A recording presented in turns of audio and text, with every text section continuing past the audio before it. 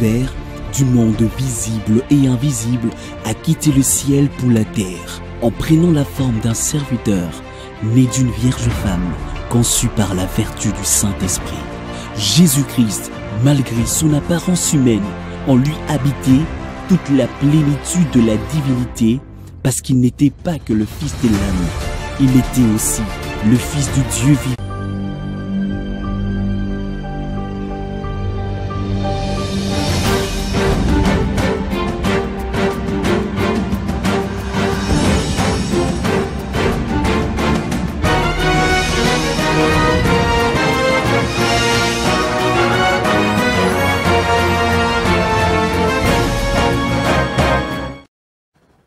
Shalom bien-aimés, que le Seigneur vous bénisse. Si vous nous suivez vraiment en direct, nous nous tenons à nous excuser beaucoup à cause de ces aléas liés à la technique et problème du courant. Nous nous excusons vraiment beaucoup si vous étiez branchés en direct. Alors, pour ne pas causer préjudice à nos téléspectateurs qui nous suivront en rediffusion le samedi ou soit ceux qui nous suivront à partir de notre chaîne YouTube, nous serons obligés de faire un petit pas en arrière par rapport à tout ce que nous avons dit. Que le Seigneur vous bénisse abondamment. Moi, c'est le pasteur Cédric Lukusa, pasteur du temple chrétien Mont-Carmel de Kinshasa. C'est là où nous nous réunissons chaque mercredi et vendredi de 17h30 jusqu'à 19h, 19h30. Et le dimanche, nous nous réunissons de 8h juste jusqu'à 11h30. L'émission Posons le fondement, c'est une émission de maturité. Nous ne cesserons pas de le dire. C'est une émission d'enseignement. C'est une émission où nous prêchons Jésus-Christ et Jésus-Christ seul. Nous prêchons sa doctrine et cette doctrine a été pérennisée par les apôtres de l'agneau. Alléluia. C'est cette doctrine que nous enseignons aussi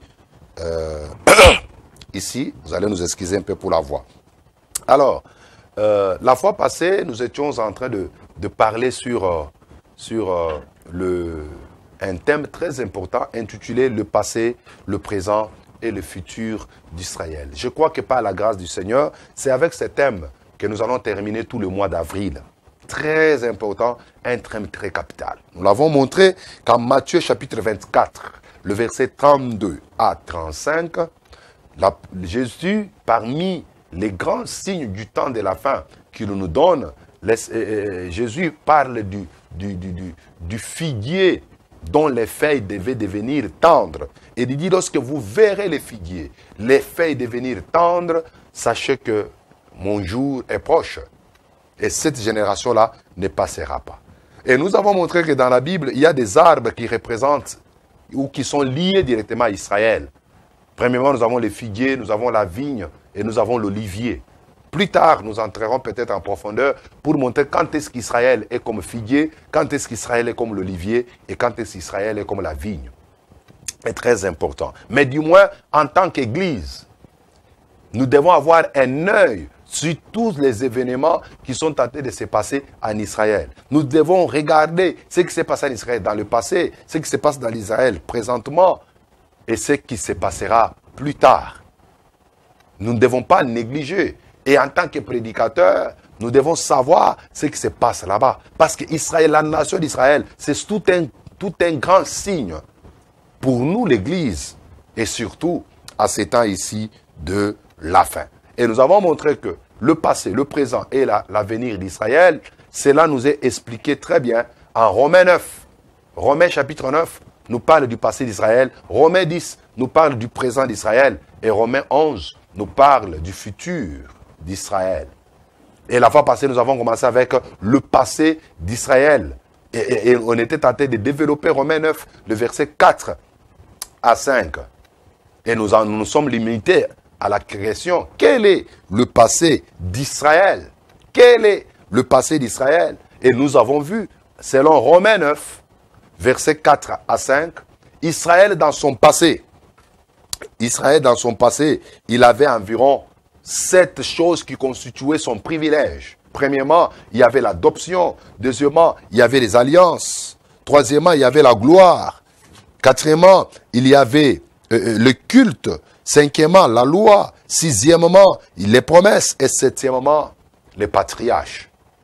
Et aujourd'hui, nous nous étions fixé l'objectif d'entrer en détail de chacun de ces privilèges qui constituaient le passé d'Israël. Alléluia. Parlons premièrement de l'adoption. Dans le passé d'Israël, Israël avait l'adoption. Dans la définition simple de l'adoption, c'est le fait tout simplement d'être considéré, d'être pris, d'être accepté comme fils de Dieu pour nous ici. Donc Israël était considéré, était pris comme fils de Dieu.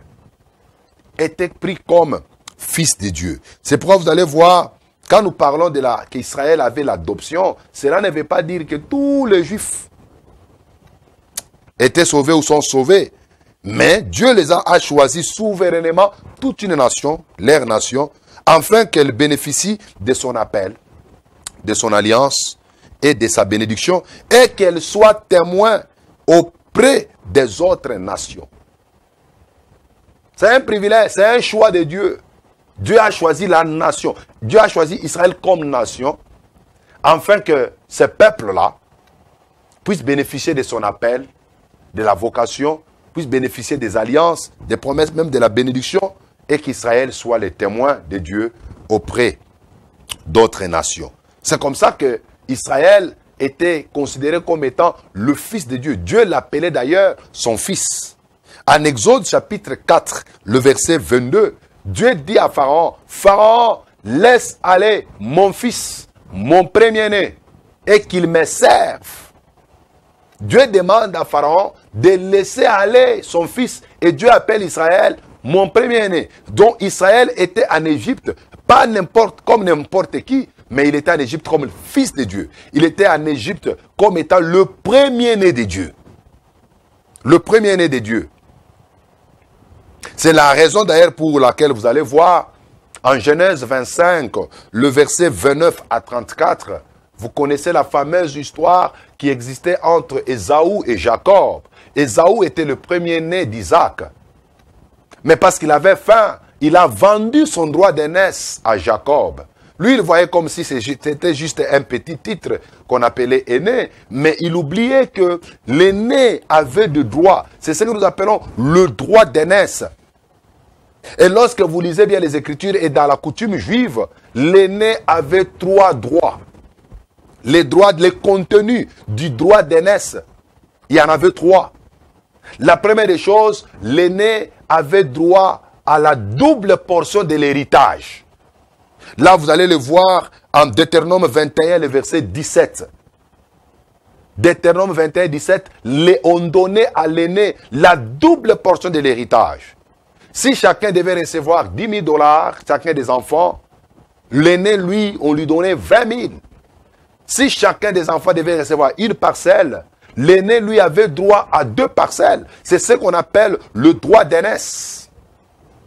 La deuxième chose dans les droits d'aînesse, l'aîné, il recevait le titre de chef de famille. L'aîné, il devient le chef de la famille, automatiquement, en remplaçant le père. Et troisièmement, l'aîné devait recevoir le titre de sacrificateur dans la famille. Voilà la chose qu'Ésaü a perdu. Il a perdu la double portion. Et cela n'est pas étonnant. Parce que, à la longue, Isaac a béni Jacob au lieu de bénir Ésaü.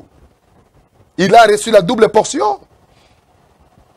À la longue, au lieu de parler le Dieu d'Abraham, d'Isaac et d'Ésaü, on parlait le Dieu d'Abraham, d'Isaac et de Jacob. Pourquoi? Parce que Jacob était devenu comme le chef de la famille d'Isaac, en remplaçant Isaac.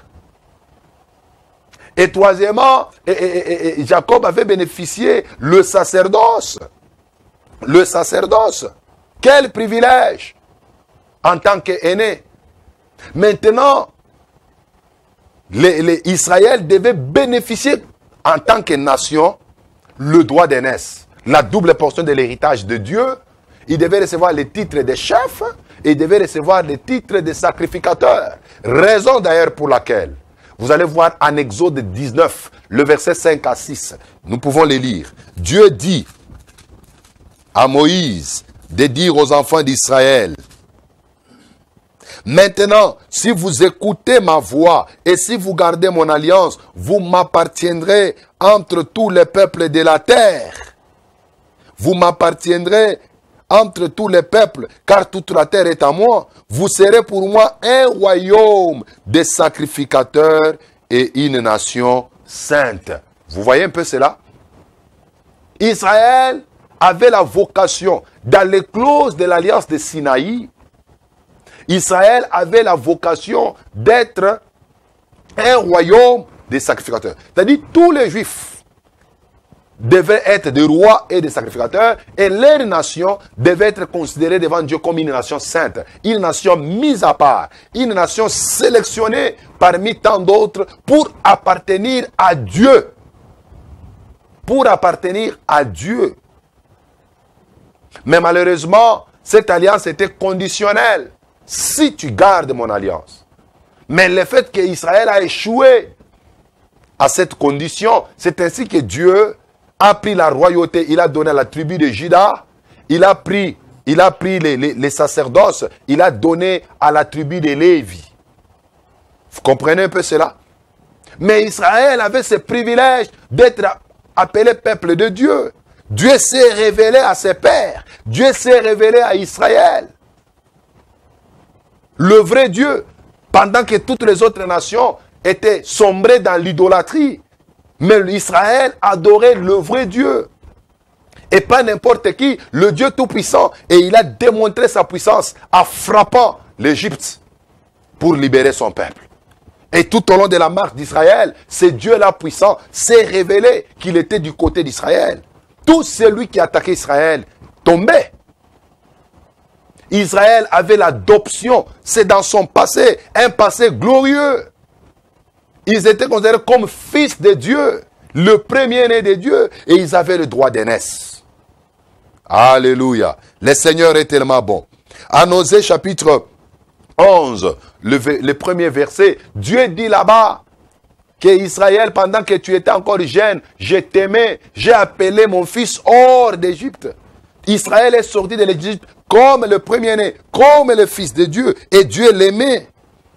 En Ésaïe 46, le verset 3 à 4, Dieu lui-même, il dit, Israël, toi là, je t'aimais, je t'avais porté dès ton enfance. Et je ne t'abandonnerai pas. Je vais encore te porter jusqu'à ta vieillesse. Je vais te garder. Je vais te secourir. Ça, c'est Dieu qui prend l'engagement devant Israël. Pour les garder, pour les protéger, pour les sécuriser. Et les porter jusqu'à la vieillesse. Waouh! C'est un peuple béni. Un peuple mis à part. Un peuple acquis. Vous voyez un peu cela? Mais parce qu'Israël n'a pas pu garder son alliance, aujourd'hui, l'Église est considérée comme la nation sainte. L'Église est considérée comme un royaume des sacrificateurs. L'Église est considérée comme un peuple acquis. L'Église est considérée comme un peuple mis à part aujourd'hui. Et c'est un privilège que l'Église a. Nous en parlerons plus tard, mes frères. La deuxième chose, dans le passé d'Israël, la Bible dit, ils avaient la gloire. La gloire. Romains 9, 4 à 5 nous dit, qui sont Israélites? Ils ont la gloire. La gloire. Et la gloire, parmi ce peuple, était symbolisée dans la nuée pendant la journée et dans la colonne de feu pendant la nuit. Quand on parlait de la nuée, on appelait ça la nuée de gloire. Parce que la gloire de Dieu s'est manifestée dans la nuée pendant le jour et dans la colonne de feu pendant la nuit. La gloire de Dieu, quand Israël voyait la nuée et la colonne de feu, il voyait la présence physique de Dieu. La nuée, c'est elle qui réglait la marche d'Israël, qui régulait la marche d'Israël. Quand elle marche, Israël était en train de marcher. Et quand elle s'arrête, Israël est obligé de camper. Alléluia. La gloire de Dieu était là. C'est pourquoi en Exode, chapitre 16, le verset 10. Alléluia. Exode 16, verset 10. La Bible dit, et tandis qu'Aaron parlait à toute l'assemblée des enfants d'Israël, ils se tournèrent du côté du désert, et voici la gloire de l'Éternel parut dans la nuée. La gloire parut dans la nuée. Exode 24, le verset 16 à 17. La gloire de l'Éternel reposa sur le mont Sinaï, et la nuée le couvrit pendant 6 jours. La gloire de Dieu reposait sur la montagne de Sinaï, et la nuée le couvrait pendant 6 jours. Exode 29, le verset 42 à 43. Voici l'holocauste perpétuel qui sera offert par vos descendants à l'entrée de la tente d'assignation devant l'Éternel. C'est là que je me rencontrerai avec vous et que je te parlerai. 43. Je me rencontrerai avec les enfants d'Israël et ce lieu sera sanctifié par ma gloire.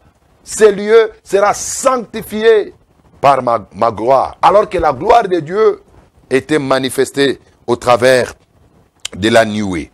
Vous pouvez ajouter Lévitique, chapitre 9, le verset 23. Israël avait la gloire, les kabod, le poids lourd, l'éclat, la beauté étaient avec ses peuples.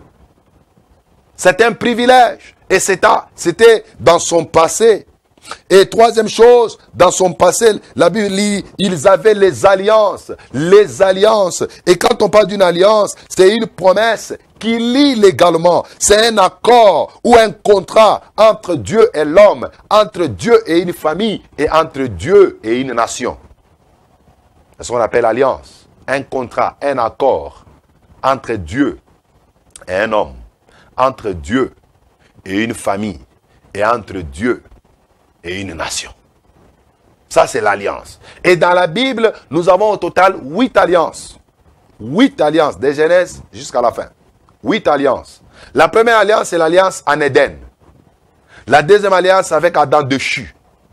La troisième alliance, c'est avec Noé. La quatrième alliance, avec Abraham. La cinquième alliance, c'est l'alliance de Sinaï.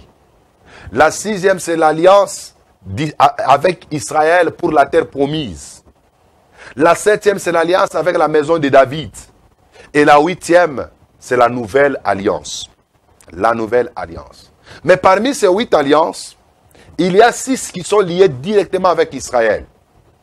Premièrement, c'est l'alliance avec Noé. Vous pouvez les voir en Genèse, chapitre 9, le verset 8 à 17. L'alliance avec Noé. Parce que dans cette alliance, Dieu a béni les 3 enfants de Noé. Sem, Japheth et Cham. Dieu les a bénis. Alors que les enfants d'Israël sont sortis au travers des Sem. Ils étaient les bénéficiaires de la promesse ou de la bénédiction des Sem. Vous voyez? C'est pourquoi nous disons que l'alliance avec Noé est liée aussi directement avec Israël. La deuxième alliance, c'est l'alliance avec Abraham en Genèse 12, 1 à 3. Dieu, dans cette alliance, Dieu a promis même à Abraham la postérité. Dieu a promis à Abraham la bénédiction. Tu seras béni parmi toutes les nations. Celui qui te bénira sera béni. Celui qui te maudira sera maudit. La troisième alliance, c'est l'alliance de Sinaï en Exode 19. Dieu promet à Israël que si tu gardes l'alliance, tu m'appartiendras entre toutes les nations. Tu seras pour moi un royaume et des sacrificateurs et une nation sainte. C'est dans l'alliance de Sinaï. Il y avait aussi l'alliance pour la terre promise. Dieu les a promis. Beaucoup de choses aussi là-dedans. Il y avait aussi l'alliance d'un royaume éternel au travers le plus grand descendant de David. Oui. Le plus grand descendant de David, c'est Yehoshua Mashiach, Jésus-Christ, le véritable Salomon. 2 Samuel chapitre 7, le verset 8 à 16. Dieu dit, pour ce qui concerne la royauté, quelqu'un doit sortir dans la famille de David. Et il dit, David, sur ton trône, il ne manquera pas un descendant, un héritier. Vous voyez un peu cela? Et le vrai descendant de David, le véritable fils de David, c'est Jésus-Christ. Rappelez-vous du cri de Bartimée. Il a appelé Jésus fils de David. Fils de David. Et Jésus vient comme fils de David lors de l'instauration du royaume millénaire. Là, Jésus viendra comme le fils de David, le véritable roi, le véritable Salomon. Et aussi, la nouvelle alliance, vous pouvez voir en Jérémie 31, versets 31 à 34. Jérémie 31, 31 à 34. Et aussi Ézéchiel 37, le verset 26. Ézéchiel 37, verset 26. Et Hébreux 8, 6 à 13. On nous parle là-bas de clauses de la nouvelle alliance. Et parmi les clauses de la nouvelle alliance, Dieu dit, je ne me souviendrai plus de vos péchés. Je n'écrirai plus ma loi sur les tables de pierre qui peuvent être détruites, mais j'écrirai ma loi dans vos cœurs. Et personne ne dira à son prochain, connais l'Éternel, car tous me connaîtront. Ça, c'est ça, les clauses de la nouvelle alliance. Dieu oublie le pardon des péchés d'Israël. Il oublie tous les péchés. Il oublie leurs erreurs. Il pardonne leurs péchés. C'est une alliance inconditionnelle. Waouh! J'aime bien la parole. Les alliances appartiennent à Israël.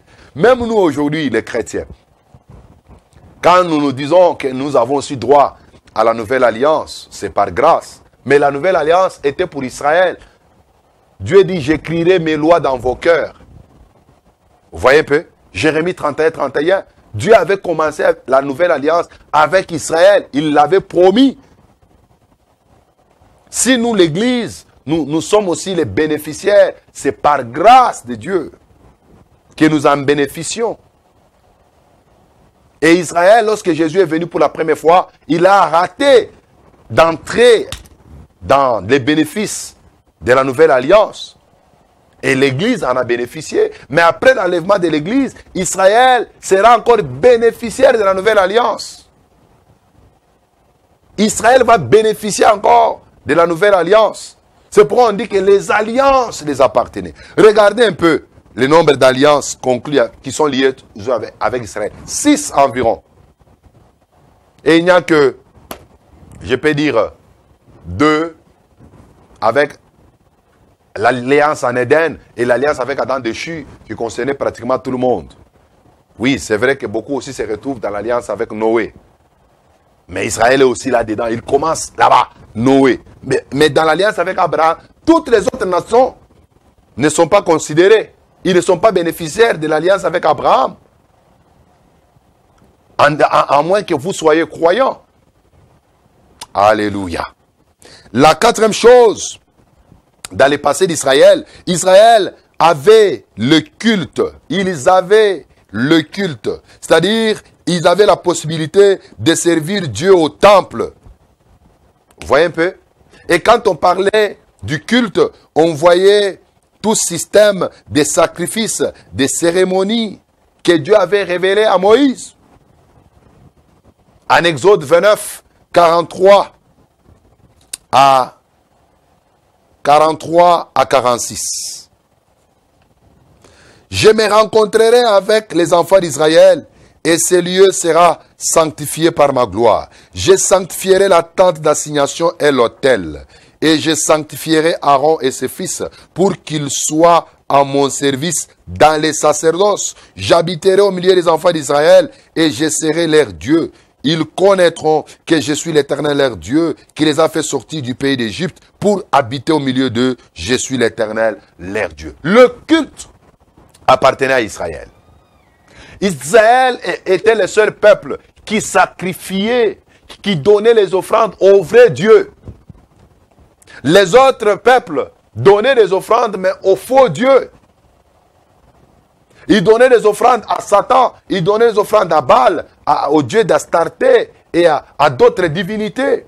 Mais seul Israël donnait des offrandes, donnait des sacrifices au vrai Dieu. C'est pourquoi on dit qu'ils avaient le culte. C'est un privilège que ces peuples avaient. Il dit les sacerdoces. Je vous ai donné, à vous Israël, je vous ai donné les sacerdoces. Je vais sanctifier la tente d'assignation. Je vais sanctifier l'autel. Je vais me rencontrer avec vous, là, sur l'autel. Parce que l'autel était le lieu de rencontre entre Israël et le Dieu Tout-Puissant, le vrai Dieu. C'est pourquoi on dressait de l'autel. Et quand on parle du culte, le culte veut dire offrir des sacrifices. En d'autres termes, on peut parler même de l'adoration. Rappelez-vous de Genèse chapitre 22. Lorsqu'Abraham allait à la montagne de Morija pour offrir Isaac, il a dit à Isaac, quand Isaac lui a posé la question, papa, où est-ce que nous allons? Il dit, allons-y à la montagne pour aller adorer. Et quand on parle de l'adoration, ce n'est pas d'abord lever les mains, baisser un peu la tête, Nami Kabi, non, ce n'est pas ça. Chanter, ce n'est pas ça l'adoration. Quand on parle de la véritable adoration, il faut d'abord qu'il y ait la présence de l'autel, il faut qu'il y ait la présence du sacrifice et il faut qu'il y ait la présence du feu. Sans le feu, sans les sacrifices, sans l'autel, il n'y a pas d'adoration. Et aujourd'hui, mes frères, lorsque nous parlons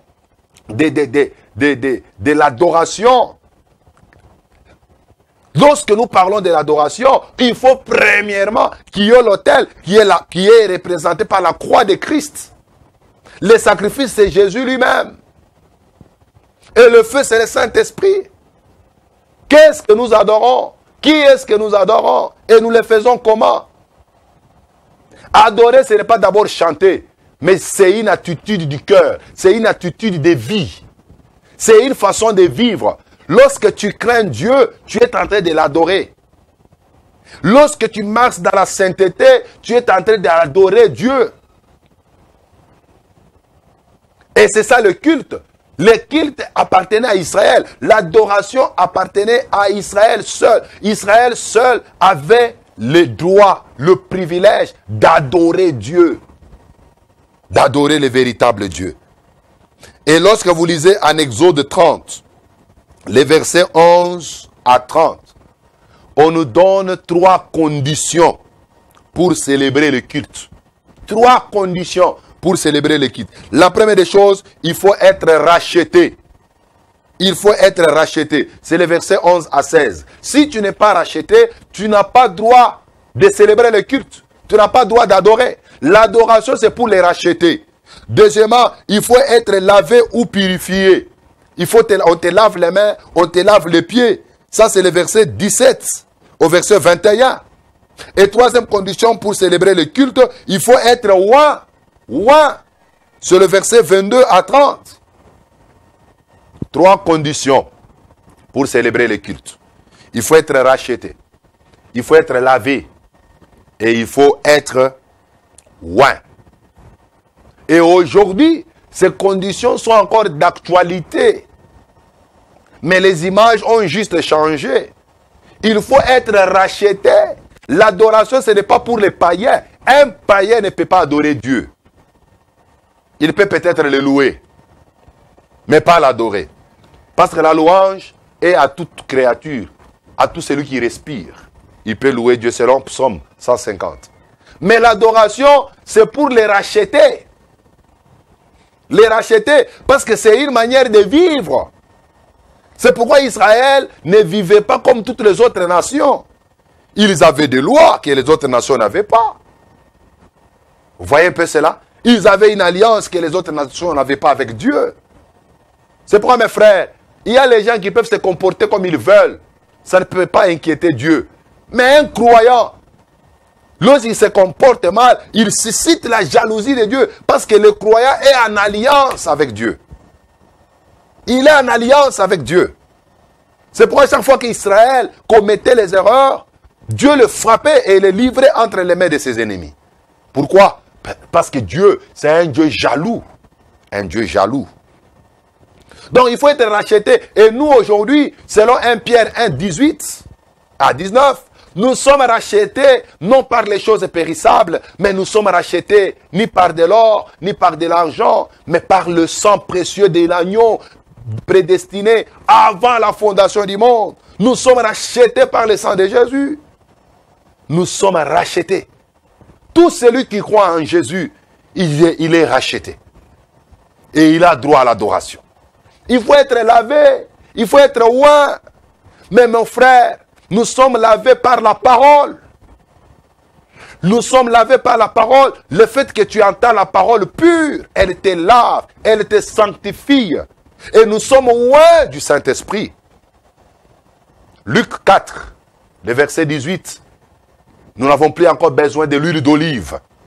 Nous n'en avons plus besoin. Nous n'avons plus besoin de l'huile d'onction. Parce qu'aujourd'hui, le Saint-Esprit nous oint. Nous sommes oints par le Saint-Esprit. Nous sommes oints par le Saint-Esprit. Si quelqu'un n'est pas racheté, si quelqu'un n'est pas lavé par l'eau de la parole, si quelqu'un n'est pas oint du Saint-Esprit, il n'a pas droit d'adorer. Raison pour laquelle Jean chapitre 4, le verset 24 nous dit, Dieu est tenté de chercher les véritables adorateurs qui doivent l'adorer en esprit et en vérité. Écoutez-moi, dans le tabernacle, le culte se passait précisément sur l'autel d'or, qu'on appelait en d'autres termes l'autel de parfum.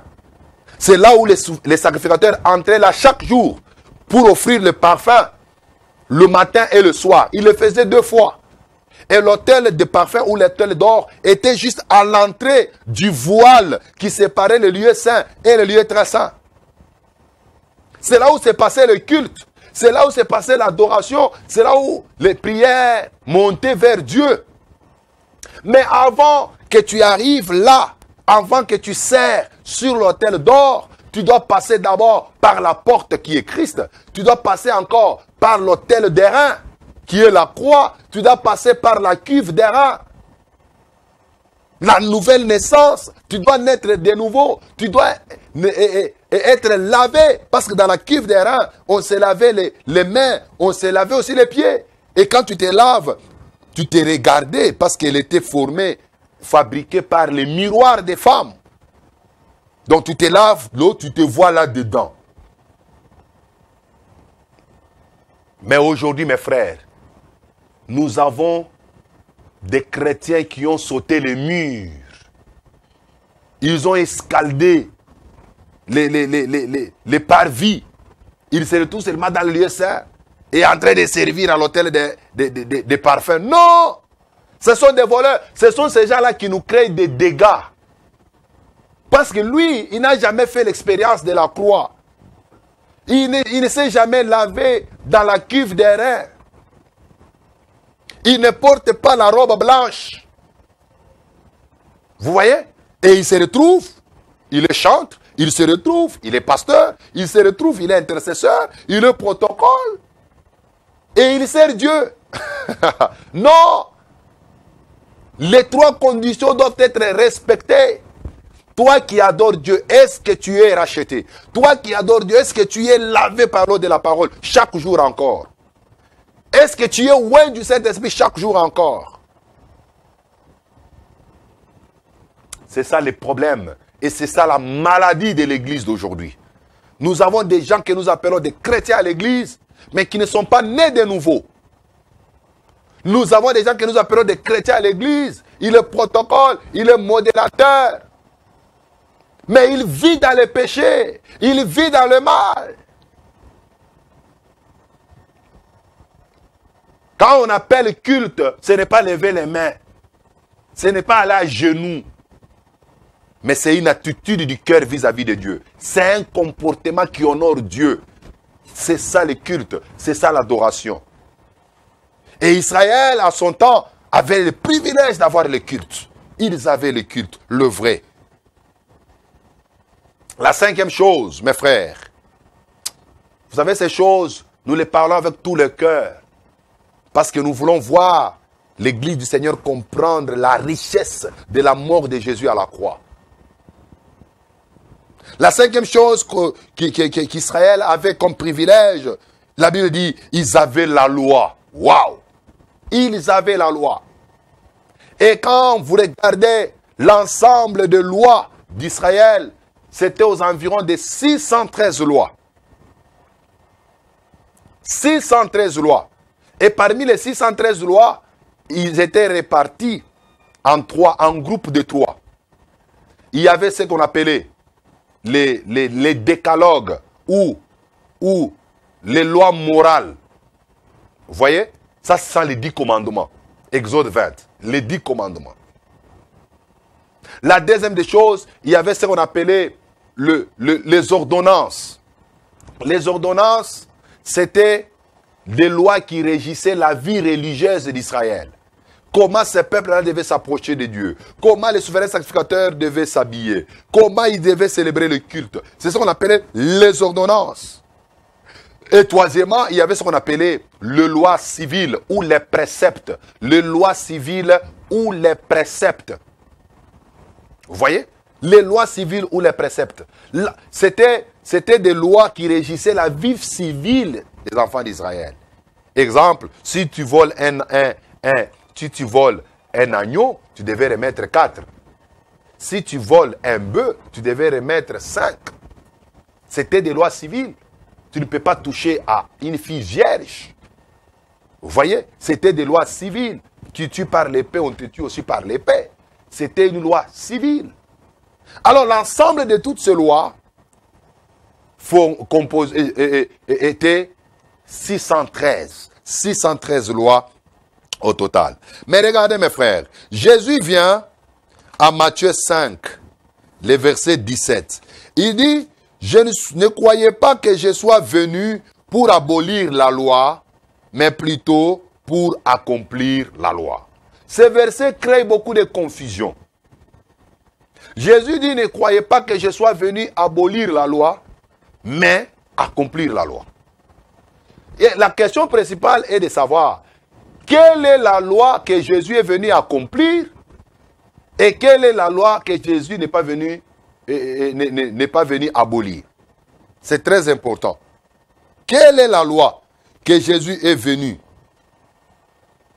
accomplir et quelle est la loi que Jésus n'est pas venu abolir. C'est très important. Et quand vous regardez, parmi les 613 lois, j'ai dit, il y a les 10 commandements, il y a les ordonnances et les lois civiles. Jésus n'est pas venu abolir les 10 commandements. Parce que les 10 commandements sont d'actualité jusqu'aujourd'hui. Dans l'ancienne alliance, les 10 commandements étaient là. Dans la nouvelle alliance, les 10 commandements sont encore d'actualité. Sont encore d'actualité. Tu ne peux pas prendre la femme d'autrui parce que tu es dans la nouvelle alliance. Tu ne peux pas voler parce que tu es dans la nouvelle alliance. Vous voyez? Parce que Jésus, quand il est venu, il a même simplifié. Il a dit tous les 10 commandements là, c'est juste dans des commandements. Tu aimeras l'Éternel ton Dieu de tout ton cœur, de toute ton âme ainsi que de toute ta force et tu aimeras ton prochain comme toi-même. Vous comprenez un peu cela, mes frères? Tu aimeras ton prochain comme toi-même. C'est ça les lois morales. Les 10 commandements, c'est encore d'actualité. Mais ce que Jésus a accompli, ce sont les ordonnances.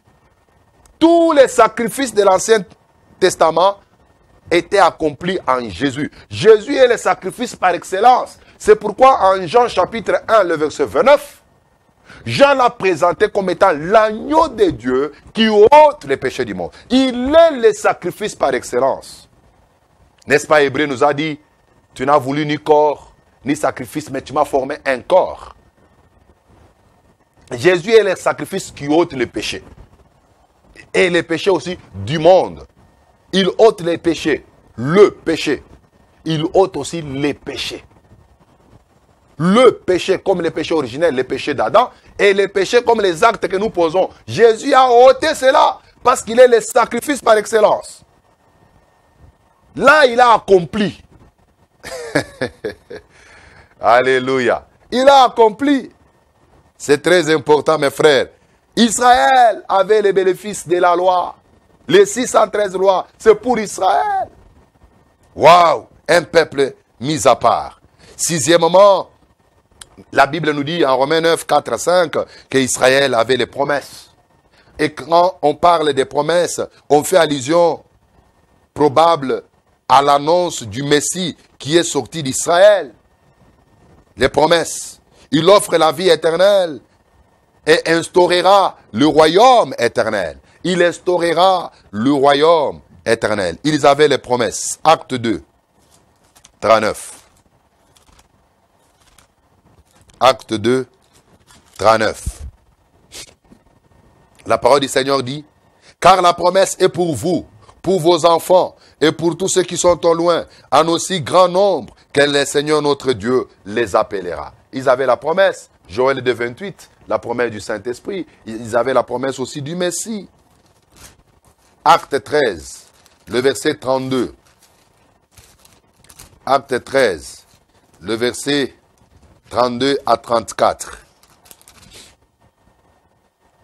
Et nous vous annonçons cette bonne nouvelle, que la promesse faite à nos pères, Dieu l'a accomplie pour nous, leurs enfants, en ressuscitant Jésus, selon ce qui est écrit dans les psaumes 10e, tu es mon fils, je t'ai engendré aujourd'hui, et qu'il est ressuscité des morts, de telle sorte qu'il ne retournera pas à la corruption. C'est ce qu'il a déclaré en disant, je vous donnerai les grâces saintes promises à David, ces grâces qui sont assurées. La promesse!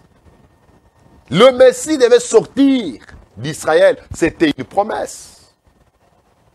Israël avait la promesse de recevoir le Saint-Esprit. C'était une promesse. Acte 26. 26, le verset 6e. La Bible dit, et maintenant, je suis mis en jugement parce que j'espère l'accomplissement de la promesse que Dieu a faite à nos pères. J'espère l'accomplissement que Dieu a fait à nos pères. Il espérait dans l'accomplissement de la promesse. Alléluia. Pourquoi? Parce qu'il était juif. Les juifs ont des promesses. Nous, les gens des nations ici, on n'avait pas de promesses. On n'avait aucune promesse. Dieu avait parlé de notre salut juste dans les types. Vous voyez? Juste dans les types. Comme par exemple, Moïse a épousé Séphora. Moïse est un juif. Il a épousé Séphora, une non-juive. Vous voyez un peu cela? Cela montrait qu'un jour, nous aussi, les gens des nations, on devait aussi avoir les saluts. Vous voyez un peu cela? Vous voyez Boaz qui est allé prendre Ruth, une Moabite. C'était une image que les nations devaient être aussi sauvées. Vous voyez, les espions ont sauvé Rahab. Et Rahab est entré dans la lignée messianique. C'était une image que nous, les non-juifs, on devait bénéficier de cela, du salut. Jonas, qui a refusé d'aller prêcher à Ninive, il a voulu aller à Tarsis. Dieu l'a récupéré. Et après qu'il soit passé 3 jours et 3 nuits dans les ventes du poisson, il est allé à Ninive. Ninive, c'était la capitale de la Syrie. Ce n'était pas des Juifs. Et aujourd'hui, le véritable Jonas, c'est Jésus-Christ. Après sa mort et après sa résurrection, le salut est devenu accessible à toutes les nations. C'était des images. Mais dans la réalité comme ça, nous, les gens des nations, nous étions considérés comme des chiens. Jésus lui-même a dit, je ne peux pas prendre les pets des enfants et les donner aux petits chiens. Les petits chiens, c'était les gens des nations. Nous sommes sauvés par la grâce. Nous étions considérés comme étant l'olivier sauvage. On en parlera lorsqu'on va toucher Romains 10 et Romains 11. Nous étions considérés comme l'olivier sauvage, mais nous avons été greffés. Waouh! Nous avons été greffés à cet arbre-là généalogique. Et au travers de notre foi en Jésus-Christ, nous devenons aussi les fils d'Abraham. Mais Israël avait les promesses. Galates, chapitre 3, les versets 16 et les versets 21. Galates 3, 16, il dit, l'apôtre Paul dit, « Or, les promesses ont été faites à Abraham et à sa descendance. » Il n'est pas dit aux descendants, comme s'il s'agissait de plusieurs, mais il s'agit d'une seule à sa descendance, c'est-à-dire à Christ. Alléluia. Le verset 21. La loi est-elle donc contre les promesses de Dieu? Loin de là. S'il avait été donné une loi qui puisse procurer la vie, la justice viendrait réellement de la loi. La loi n'est pas contre les promesses. Israël avait les promesses. Et pour terminer, septièmement, en Romains 9, 4 à 5, on nous dit qu'Israël avait les patriarches. Abraham était-il ton Dieu? Il était le Dieu des Juifs. Isaac, plutôt Abraham est-il ton père, il était le père des Juifs. Isaac était le père des Juifs. Jacob était le père des Juifs. Dieu n'a même pas honte d'être appelé leur Dieu. Dieu, on l'appelle le Dieu d'Abraham, d'Isaac et de Jacob. Et tous étaient des Juifs. Les gens que Dieu est apparu, Dieu les a parlé comme ça, ils étaient des patriarches. Mais nous, et le vrai patriarche, le vrai descendant d'Abraham, selon Galates, il s'agissait bien de Christ. Christ, il est sorti. Jésus n'est pas un Congolais. Jésus n'est pas un Rwandais. Il n'est même pas un Américain. Dans la chair comme ça, c'était un Juif. Le salut aussi n'est pas venu de l'Amérique. Le salut n'est pas venu de l'Europe. Le salut vient des Juifs. Ce sont des vérités. Et les dire, nous ne sommes pas, nous ne nous marginalisons pas, mais nous disons tout simplement la vérité. Et c'était ça, le privilège d'Israël. Le passé d'Israël était comme ça. Vous voyez un peu cela. Les patriarches étaient pour eux. Ils se vantaient même pour les patriarches. C'est pourquoi quand Jésus parlait, qu'Abraham avait vu son jour et s'est réjoui, les Juifs lui ont dit, es-tu devenu plus grand que notre père Abraham? Qui es-tu? Qui prétends-tu être? Ils avaient de la considération pour Abraham, Isaac et Jacob, leur père. Même Dieu était fier d'être appelé le Dieu d'Abraham, d'Isaac et de Jacob. Et Dieu ne s'est pas repenti de ce titre-là. Vous voyez un peu cela? Jésus est allé même plus loin. Il dit parce que pour Dieu, Abraham, Isaac et Jacob, ils sont vivants. Ils ne sont pas morts. Ils sont vivants. Oh mes frères, j'aime bien la parole du Seigneur. Le passé, le présent et le futur d'Israël. Nous avons vu comment Israël, dans son passé, est un peuple glorieux. Ils avaient la promesse, ils avaient les alliances, ils avaient la loi, ils avaient Dieu, ils avaient les patriarches. Tout, ils en avaient. Mais lorsque Jésus est venu, ce peuple-là ne l'a pas reconnu. Et c'est là où les problèmes ont commencé. Jésus est venu, Israël ne l'a pas reçu comme tel. Il ne l'a pas reçu comme leur Messie. Ils l'ont rejeté, ils l'ont crucifié. Et lorsque Jésus entra à Jérusalem, il a commencé à pleurer. Jérusalem, Jérusalem, toi qui tues les prophètes et qui lapides tous ceux qui te sont envoyés. Combien de fois ai-je voulu te porter dans les bras comme une poule qui porte ses poussins, mais vous ne l'avez pas voulu. Mais désormais, votre ville vous sera restée déserte. C'est ça le problème aujourd'hui avec Israël. C'est pourquoi ne ratez pas l'émission prochaine. Parce que nous allons passer maintenant nous allons parler sur le présent d'Israël. Les aujourd'hui d'Israël.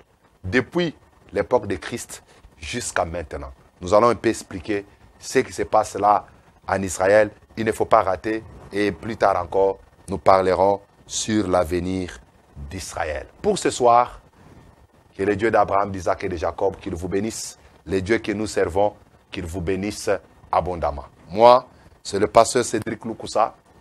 Je suis le pasteur de l'église Temple Chrétien Mont-Carmel. Temple Chrétien Mont-Carmel, nous sommes sur l'avenue Kitega, numéro 110, dans la commune de Kinshasa. C'est là où nous nous réunissons chaque mercredi et vendredi, de 17h30 à 19h30. Et le dimanche, c'est de 8h juste jusqu'à 11h à 11h30. Nous sommes énormément bénis et nous bénissons tous ceux qui nous écrivent. Nous avons nos numéros là-bas. Nos numéros sont là, avenue, plutôt Cédric Loukoussa TV ou Pasteur Cédric Loukoussa officiel. C'est notre chaîne YouTube. Entrez là-bas, visitez, n'oubliez pas de vous abonner. Vous allez trouver beaucoup d'émissions que nous avons eu déjà à tourner. Nous avons aussi une page Facebook. Les adresses sont là. Un numéro WhatsApp est aussi là. Écrivez-nous, posez des questions là où vous n'avez pas compris et nous sommes disponibles pour vous répondre. Alors pour cette semaine, nous avons un grand séminaire qui se passe au niveau de notre assemblée de Badara. Nous sommes là sur la rue Seta, derrière le marché qu'on appelle Mbila. Vous allez trouver là-bas une de nos églises. Nous commençons déjà dès ce mardi, à partir de 17h juste. Vous allez trouver Temple Chrétien Mont-Carmel. Là-bas, c'est le pasteur Michel. Nous serons énormément bénis par les pasteurs Roger Tchounza, qui nous vient de Lubumbashi. Mais ce mercredi et ce vendredi, il sera chez nous. Il nous a tellement fait du bien toute la semaine passée. Je vous invite, venez, nous allons prier ensemble et le Seigneur vous fera de grandes choses. Si vous nous avez suivis en retard, je vous demande tout simplement de nous suivre à rediffusion le samedi à 20h juste. Suivez-nous samedi à 20h juste, vous serez énormément bénis. À mon nom personnel, au nom de toute l'équipe technique des ZM, je vous souhaite une très bonne soirée, sans toutefois oublier de dire merci au concepteur de cette émission, notre frère Papa Serge Katoumoua. Que le Seigneur vous bénisse abondamment et à la prochaine fois. Amen.